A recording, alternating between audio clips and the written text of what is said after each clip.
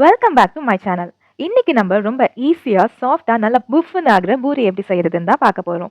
Homemade பூரினா taste மட்டும் இல்ல, நம்ம யூஸ் பண்ணின இன்கிரியன்ஸ் எல்லாம் நம்ம கண்ட்ரோல்ல இருக்கும். அதனால ஃப்ரெஷ் அண்ட் ஹைஜீனிக்கா இருக்கும். ஃபர்ஸ்ட் மாவு ரெடி பண்ணிக்கணும். இங்க நம்ம பில்ஸ்பாரி சக்கி ஃப்ரெஷ் ஆட்டா தான் யூஸ் பண்ண போறோம்.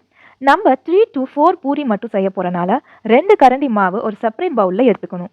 இப்போ கொஞ்சம் கொஞ்சமா தண்ணி ஆட் பண்ணி மாவை நல்லா சாஃப்ட் ஆகுற வரைக்கும் பிசைஞ்சுக்கோங்க. பூரிக்கு மாவு ரொம்ப லூஸாவும் இருக்கக்கூடாது, டைட்டாவும் இருக்கக்கூடாது. கரெக்ட் கன்சிஸ்டன்சில இருந்தாதான் பூரி நல்லா புஃப்னு ஆகும்.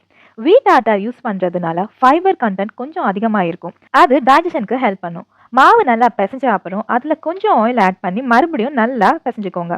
இந்த ஸ்மால் ஸ்டெப்னால மாவு ஸ்மூத்தாவும் இருக்கும். பூரி ஃப்ரை பண்ணும்போது கிராக் ஆகாம வரும். இப்போ மாவு ஈக்குவல் சைஸ்ல சின்ன சின்ன 4 பால் மாதிரி உருட்டி ரெடியா வச்சுக்கோங்க. நெக்ஸ்ட் ஸ்டவ் ஆன் பண்ணிட்டு ஒரு பாத்திரத்துல ஆயில் ஊற்றி ஹீட் ஆக்க விடுங்க. Oil medium to high heat இருக்கணும். ஆயில் கரெக்ட் டெம்பரேச்சர்ல இருந்தா பூரி அதிகமா ஆயில் அப்சர்வ் பண்ணாது, நல்லா புஃப்னு ஆகும். இப்போ நான் யூஸ் பண்ண போற பூரி பிரஸ் மேக்கரை காமிக்கிறேன்.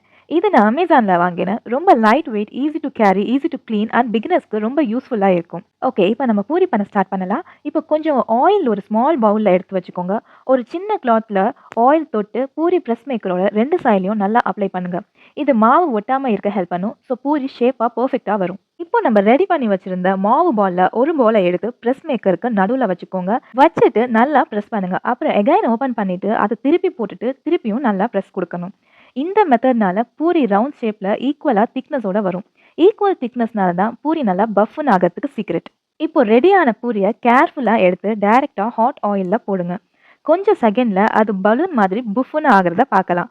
அதை ஜென்டலா திருப்பி 2 சைடையும் கோல்டன் கலர் வர வரைக்கும் ஃப்ரை பண்ணிக்கோங்க. பூரி நல்லா சப்பியா, சாஃப்டா, சூப்பரா வந்துடும். அவ்வளோதான், கொஞ்ச நேரத்துல ஈஸியா டேஸ்டியான ஹோம்மேட் புஸ் புஸ் பூரி ரெடி. இதை நீங்க பொட்டேட்டோ மசாலா, குருமா இல்ல சிம்பிள் சுகர் கூட சாப்பிடலாம்.